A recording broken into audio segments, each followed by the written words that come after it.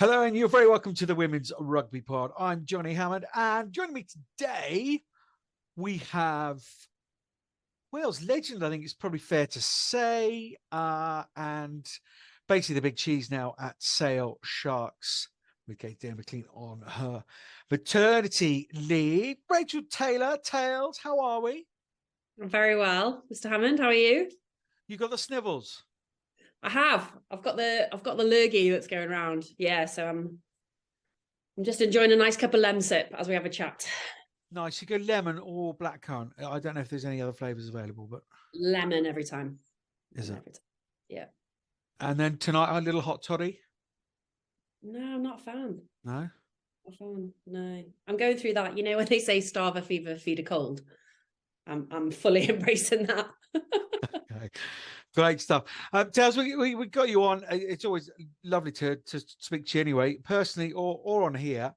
But obviously, Wales announced their squad this week for the Six Nations. I just want to talk a little bit around the women's game in Wales as well. There's plenty of bad press going around the men's game, but some positive stuff going around the women's. Obviously, talk some Prem 15s as well. I mean, you really are a northern girl now, because I know you live up in North Wales, don't you? And then you coach at Sale Sharks, rugby in the north, big old campaign at the weekend. How was it for you? Is the word being spread, or is that seed being planted? Yeah, I think it is. Obviously everyone will know around our issues not being part of that initial 8 teams selected for the Prem 15s, and the work that's gone in behind the scenes to try and really raise awareness of Northern rugby, as well as try and entice new sponsors, a new sort of injection of commercial value into the game, new fans. So it's a huge project. It's something that was launched literally weeks after that decision. And knowing that we were going to get a bit of support from the RFU in helping grow our grassroots game. And to be fair, it's been brilliant, and the club have been brilliant. Last weekend at the men's game against Saracens, everybody was in the campaign t-shirts. All staff and all players were on site, directing people if they wanted to buy or support in any way that they could, or raise awareness of what it was that we were doing. And it was a great day. It was really well attended. I think viewing figures for the TV were for one of the most they've been across the broadcasters for a Premiership game. And obviously there was a sellout crowd at the AJ Bell. So in terms of putting it in front of people, we probably did a pretty good job that day. But obviously there's still loads to do. And it's part of a much bigger project, I suppose. Yeah, of course. I just want to just nip back on something you said. Just reading between the lines, and you say that campaign kicked off days after a decision that you did have your place for the next cycle of Prem 15s. Just reading between the lines, was there some pushback to say, if we are going to push the Northwest rugby, then actually we need that's a huge remit, and actually we need a little bit of a hand, and actually what's set out is pretty draining on limited resources that women's game has at the moment. Yeah, I think so. And like Northern rugby competes with a lot of other sports that are very high profile. Obviously rugby league is a massive sport up north in its own entity, but being in Manchester, we've got probably 2 of the biggest football teams potentially around as well. So we are competing against some pretty big hitters already. So like there is an audience out there. It's just how do we get to them? And I think, like you said, with that, obviously there's a cost element, or there's a resource element that's required, but it goes into the bigger plan of what the RFU want to do, with the women's game, and that is grow the game and grow the awareness of the game and the fans of the game. And I think they'll do that when they move the game around, and there'll be a game hosted in the north, for the Six Nations, and hopefully something will be based around that legacy program from the World Cup as well. So I think it's part of a much bigger plan. I say bigger plan, it probably doesn't really quite address the magnitude of quite how much could be done, but it's also really exciting, because we've probably got the biggest growth to do out of everybody as well. So it sounds like a lot of work, but it could be really exciting to do as well. That's my tales turning into a positive. But no, but you're right, and I think, look, I don't want to look back in this pod. We're going to look forward, as we always try to do. But yeah, it is a big challenge. The sense I get from the likes of Michelle, I'm sure I respect very well, on the telly at the weekend, we've had her on the pod, is there is a full commitment there, and it's not just words. And again, on this pod we talk about deeds, not words, and it seems like there's a full investment there and something to get behind, because it's tough at times, a game of rugby, whether it be a coach or a player. It's tough, and you've got to get behind something, and you've got to believe in something. Yeah, and I think it's good to be aware that, like, we know it can't just be a top-down approach. It can't just be Sale Sharks women that try and fix the problem. It's not going to be enough. It'd be a drop in the ocean, and it's much more of a collaborative approach, much more of an alignment between what the RFU are doing, what like we've a pretty amazing foundation of part of Sale Sharks that go out and deliver rugby all over the place. It's just the alignment of all the projects that happen and probably don't point people in the right direction, or we might not quite have the right structure in the pathway to really retain those players in the game. So there's bits that need to be put around it. Obviously, there's a massive chunk of university can come into that. You've got grassroots rugby, community rugby, our links with Sale FC. There's so much more to do to grow the game. But like I said, it's exciting. It's just got to be a collaborative approach, I think. And it's great that we have that full commitment and that investment, from Michelle and Simon, because that gives us probably like a bit of energy, bit of belief that we're going in the right direction, and we're probably doing it for a slightly bigger cause than what is our own. Yeah, 100%. Well, there's motivation in itself, and look, real positivity around it. And I'm surprised. Well, I'm not surprised in the slightest, because I'm going to just ask you to change hats now. But you're talking about the wider game there in the Northwest. But now with your Sale coaches hat on, around that positivity of what we're talking about, pushing rugby in the Northwest. How was it on the park? Yeah, it's been a really different season. It's probably the best way I can describe it. Like, obviously, at the back of the World Cup, a slightly different season structure, and obviously, our internationals will go away again now for either their international tours or the Six Nations. So it's been a bit of a weird one, but we had a great start to it. We're currently in a 10-game run, which it can be quite physically and mentally demanding, like especially on the group that we've got. A lot of our guys are still sort of full-time employed and trying to work rugby around it. So it's been a lot, but we've probably looked back on this 10-game block and thought there's a couple of games that we probably could have and should have won. So there's a little bit of frustration in the ones that we didn't pick off. But we're pretty on set for part of the bigger plan for the whole season. I've been pretty open with the players and where we want to get to and the games we want to do, and hopefully, touch wood, if everybody comes back from their international duties and the players that have an opportunity during the cup and training now, like our core group, everyone comes through that, we should be in a really strong position for those final 4 games and potentially, the best season we'll ever have had. And I think, considering everything we've probably gone through off pitch, we'd take that at this point for sure. And it's exciting because we know how much it could change in the following year, so we've got that. I suppose we've got that to look forward to as well. Yeah, 100%. No, I know Kevin did one of your games early in the season, but yeah, there seems to be a real buzz and an upward trajectory to it all, possibly outside of the Saracens defeat at the weekend. Just give us a quick synopsis of that one. Yeah, Sarries, both games that we've played with Sarries, like, they come at us really aggressively in defence. And I think we created so many opportunities and took none. And I think if we'd have bought in, or if we maybe executed some of the opportunities we had, I think it would have been quite a high scoring game.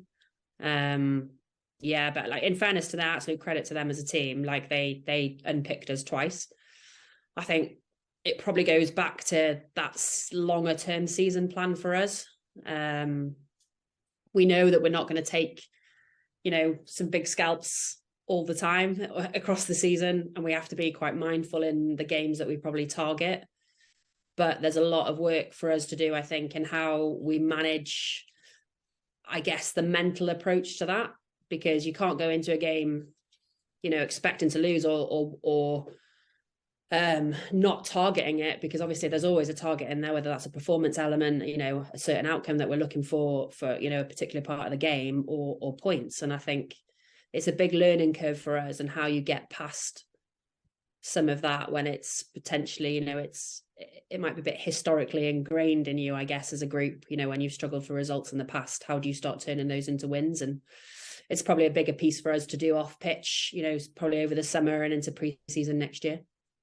5 wins already this season. Only had two last season. So, I mean, already you're more than double. Was there a target in that column?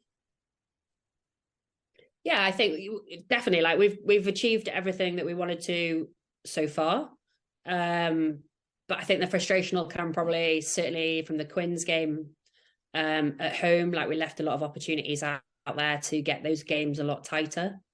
And then we felt quite frustrated by not taking points off Loughborough at Franklin Gardens. Like we definitely left a win out there. And, we have to be quite mindful in who we're going to target and when we're going to target them, and how we sort of get our position up the table. You'll see it from Worcester Warriors at the moment doing really well, because they're picking up bonus points here, there and everywhere. And it's probably about managing those fights and trying to stay in the ones that you think you can get some points of at the moment. But obviously mentally for players, that's sometimes a different challenge. You've got to have competition within the squad so that everyone goes out, with a mentality to win. Of course, you want to win every game, right? Like we're all professional, athletes that are very, very competitive and we want to win. It's probably just having a bit of rationale behind how we do that with what we've got at the moment. But it's a great learning curve. It's part of our transition, from where we were to where we want to go. And we have to be mindful of what it is, how it feels, what's different, how do we turn those games into wins, and how do we slowly creep up into the sort of top 6, top 4 of that table. If we can just whiz around the grounds from last weekend, and possibly just give your thoughts on the results, but also just in mind of having faced them as a coach this season. It was obviously a big game, 14. Harklands rather thumped by Exeter 54-25. Watched by a record 15.4 thousand people, with a long explanation as to the technical reasons why they can prove that. So obviously it's quite difficult with big games to see who's in and out. But anyway, that seems to be the case. I think if it is brilliant, well done, Queens. They know how to put on a show, but not on the field at the moment. Exeter are relentless at the minute. Yeah, I was chatting with some of the players the other day, and that's probably one of the best performances I've seen from Exeter, like as a complete performance. And and having played Sarries, back to back fairly recently, because obviously our game was postponed originally. Like they seem to be coming into some really good form as well. So yeah, it's definitely exciting. But I think Quins is like a team in development, isn't it? It's a team in transition a little bit, with a new coach and a few new bodies in there, and they're sort of finding their playing style, I suppose. Yeah, I think they've said it on comms at the weekend, working on BT with Katie Dealer McLean, NBA. She does get annoyed if you don't say it. That I don't think you can, the impact of losing, such entrenched people, and not only in the club, but where they started from, and the women's rugby knowledge of, the Karen Finleys and the Gary Streets, but also Tony Diprose, Atlanta St. John, these kind of people. And it's been a bumpy road in the coaching box since then. So yeah, I wish Amy Turner, she's certainly got all the right tools there. But yeah, 54-25, Exeter, relentless. What was that? 12 on the bounce, 12 bonus point wins on the bounce. Incredible. Wasps put up a resilient fight, picking up their first points of the season. Jeez, it's great don't know if epitomise what Worcester's about at the moment. Just really, really plucky. But as you say, Worcester, good win for them, 55-28. Jo Yap doing her thing. Yeah, big fan of Jo Yap. Obviously, having the pleasure of like working with her before. I think it's been a really difficult season for Worcester as well, though, hasn't it? Like with all the everything off pitch for them, bless them. Like they've gone through it for a longer period of time than we have. But yeah, I think they're bolstered by a few internationals back, weren't they? And like we talk about Wasps, I think you're absolutely right. They epitomise everything at the moment, and I saw some of those shots of them celebrating and understanding what that meant to them was absolutely massive.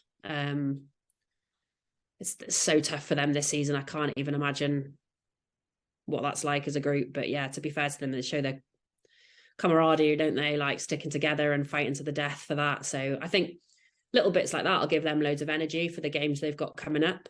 I think that'll really push them on. Because we've seen a little bit of a resurgence from obviously DMP Sharks as well, haven't we? So it's nice to get a little bit of good news for those guys and a bit more competition. 100%. When you put your application to the RFU for the Red Roses job, did you do it as a dual thing with Jo Yap, or did you do it individually? Just took the Barbarians framework and just put it to the Red Roses. He says jokingly, ladies and gentlemen, before Wales Online pick it up. I was like, how did you know? You don't have to. With that, those conversations have been real interesting though. Like the names flying around. That's probably a whole other. It's another podcast altogether.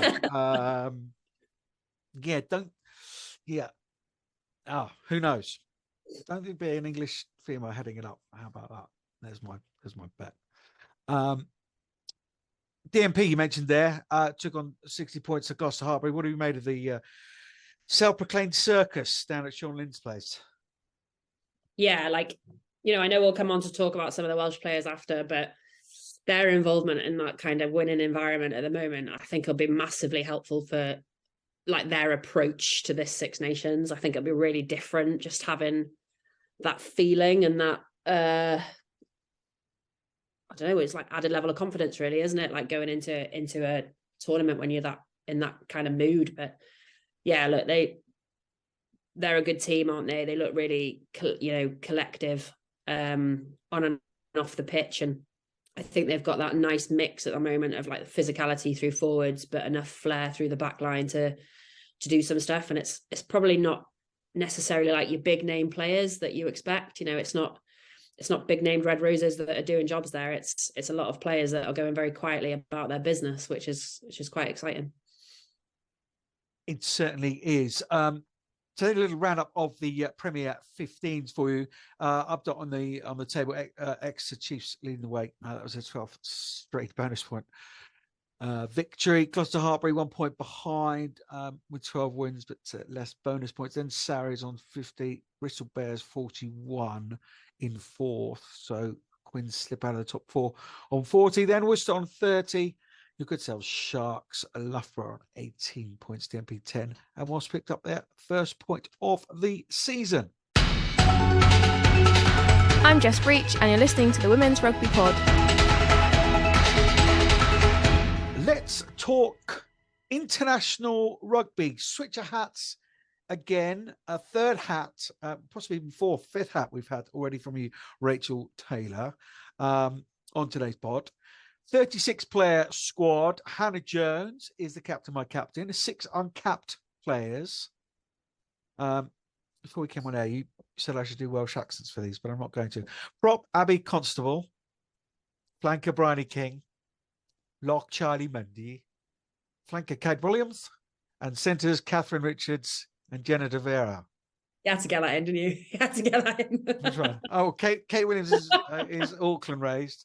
And has been with North Harbour Hibiscus. Was originally called up for that quarterfinal. If we, commentating on it against New Zealand at World Cup, now she's pledged her future to the country of her birth. Vera has progressed through the pathway and impressed in the development 15 games. Return for Megan Davis and Courtney Nye. Your initial thoughts on that squad? Yeah, I think it's quite a good balance. Like to have that many, I guess, uncapped players in as well is quite refreshing. You know, hopefully there'll be a couple that get capped over the Six Nations. I think Hannah being captain is an excellent choice. You know, she's not only is she in form, but she's a very solid leader. And I think she's got a lot of trust and a lot of backing from the player group, which I think probably, you know, coming through the rocky road that's been, I think that'll help them a lot going forward. And like I said earlier, you know, having that quite a chunk of those players at clubs, you know, like your Bristol or your Gloucester, I think will massively help them as a group for confidence going into this year's Six Nations. And she did it, didn't she? For some of the World Cup, or majority of the World Cup. And I always think a captain's got to be guaranteed to be one of the first names on the team sheet, and she absolutely is, and has been for quite some time. One of those players who just that level of consistency just never drops under an 8.5, does it? Fabulous rugby player that she is. But I just also wanted to talk to you around that. Obviously, well, it was like last week, wasn't it? 25 contracts, 24, 25. You say potato. It's double what it was in 2022. Karis Williams Morgan is involved with the RAF, so her status as an elite athlete is tied up with that. Within that, just really good news. The development team did pretty well. Yeah, and the rugby school celebrations, the big side game. There's an under-18 side that went out there, and Shelley Craps are involved in that. New full-time attack and kicking coach in Sean Connor. He's formerly Bristol. Connor, you know, well-regarded coach, was Russia and Dragons Academy and Wales under-20. He'll carry on doing that. Was under-20 role during the Six Nations, but just seems to be in amongst all the negativity around the WRU and Welsh rugby. The women's side. Yeah, Nigel Walker just been really, really committed to what he said he was going to do, and it seems to be some really, really more positive steps. Yeah, I think, you know, obviously, usually around this time of year, isn't it? There's always a bit of a ramp up in probably what's been happening, and a lot of programs coincide with each other in the build up to the Six Nations, which is great because obviously, you know, we see it a lot more. But I think you're right. You know, the stuff that Nigel Walker said he would do, he has done so far, and I think that goes a long way to the belief and the commitment and the buy-in that the players have, because it's really hard to be told something and it not be delivered like repeatedly. So for stuff to actually start changing will be a huge mind shift for that group, because they want that change. It has been really turbulent. It's been really difficult. I think, you know, everything that the WRU have gone through in the last year and continue to go through now with the men's side of the game, it's rocky. It is.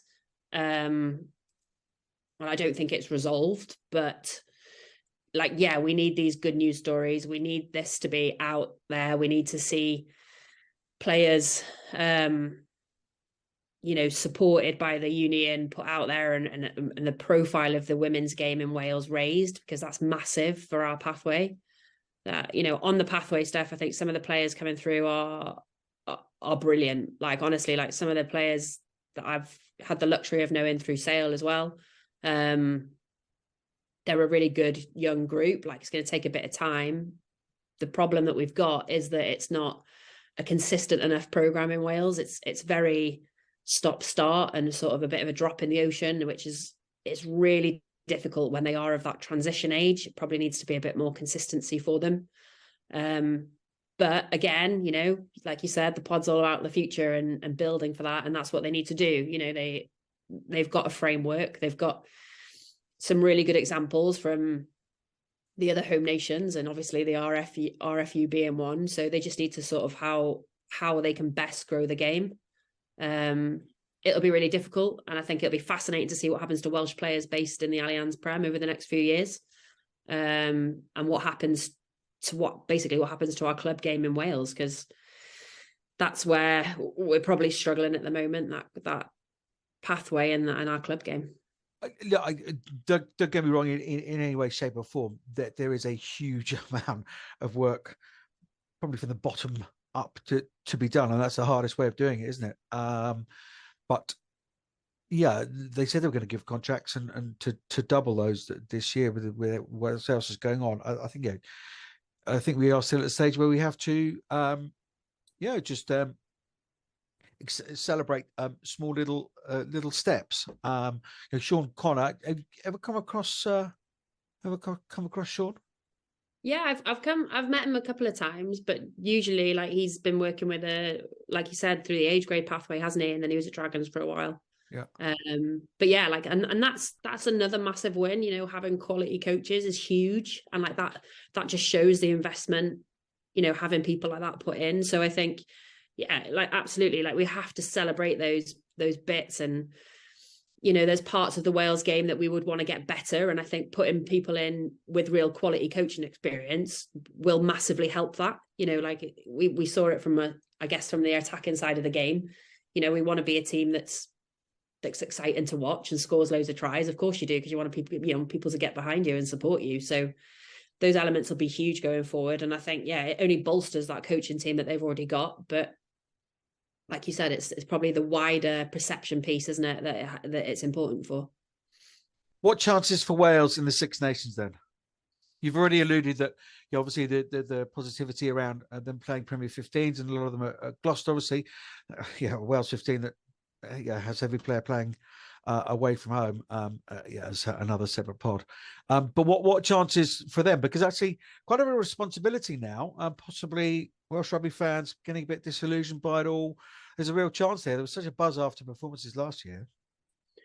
Yeah, and I think it's probably going to make this Six Nations one of the most exciting, isn't it? Because like so many teams have sort of cracked on and really invested in their game. And like you said, so many players, like whether they be Irish, Scottish or Welsh, are playing in the Allianz Prem at the moment. So, and like you said, a lot of them are at clubs that are doing very well. So it'll be really interesting to see where that level of performance that they're getting week in, week out, now being full-time athletes and with that level of confidence and playing well and winning, which, winning's a huge thing mentally to get past. Be really exciting. I think selection wise, like it'll be fascinating. I don't, there's always a fly half chat in Wales, like there always is every season. But there's some fly halves that are actually in really good form. So I think it's quite exciting. It's going to be a tough year because obviously it's the Blues away, but then obviously we'll have some big games as well at home. I'm going to ask you to put one last hat on before we let you get back to the rest of your Friday afternoon off. Mystic Meg hat. Rest in peace. 2 predictions before you go. Who's to look out for in the Wales squad? Not a Hannah Jones going to have a great tournament, but who's a name that our listeners may not know of? Possibly even a little fringe player that might set the tournament alight. Yeah, I think most of the pod will know it, but I'd love to see Llaki George get more game time for Wales because she's playing so well for Gloucester. And it does go back to the fly-off conversation, obviously. But like, I think if she gets put on that stage more frequently, there is something about her. And I don't think half of what she's capable has even been untapped yet. So that's probably someone I would like to see a lot more of. I don't know. Maybe we will see Kate Williams, capped. I think that might be one to watch. Nice. Yeah, I couldn't agree with you more. On the 10 situation, I mean, just apart from anything, just to hear commentators try and pronounce her first name, is brilliant. Who's going to win the Six Nations? Oh, didn't freeze. I was just thinking. I'm gonna say England. Are you? Send Sunter off. Yeah. Duly so. Predictions, brilliant. Thank you so much. Other bits of news to get you up to date with. Elite 1 is back on a break now till mid-May in Spain. The Division de Honor gets back up and running this weekend. Cisneros take on Burgos. Odizia travel to Barcelona. Sevilla host El Salvador. Valladolid and Centuriona go head-to-head. In sevens, New Zealand make it 4 in a row, with the Vancouver title on its way back to the land of the long white cloud. Australia had to be content with silver again, while USA added a 4th bronze. That leaves New Zealand 14 points clear of Australia in the standings. Staying with New Zealand, Super Rugby our picky continues. Chiefs made it 2 from 2 with a win over the Blues women, and Hurricanes Pua snuck past Matatu on the road by a single point, 25-24 this week. In the final round of the round robin stage, Chiefs host Matatu while Blues travel to the Hurricanes. Finally, some shout-outs. Scotland and GB7 star Lisa Thompson has been inducted into the Melrose Sevens Hall of Fame, the first female. Well done to you, Lisa. And a few weeks back now, huge shout-out to the organisers of the Charity Touch tournament arranged in honour of Maddie Lawrence. A couple of thousand raised for the charity set up in Maddie's memory, Maddie's mark. And finally, just to keep your eyes on our social channels for more details of our live pod on the 28th of April at the Cabbage Patch in Twickenham. Ahead of that final round of games in the Six Nations, England, France. It's going to be a Six Nations special. Thanks to Tom. Thanks to Vicky. Tails, thank you. No, it's been really, really good fun. I'm going to leave you there. A short, sharp one today. Thank you so much for all your views on the Premiership and Wales. It's been great to chat to you. And good luck for the rest of the season. Diolch yn fawr iawn, Johnny. Bless you. No, thank you very much. Lovely to see you as ever. Yeah, no, great stuff. Enjoy the rest of your Friday and get rid of that cold. If you haven't already, do rate us, still 5 stars, subscribe, tell all your friends about it. We'll see you next week.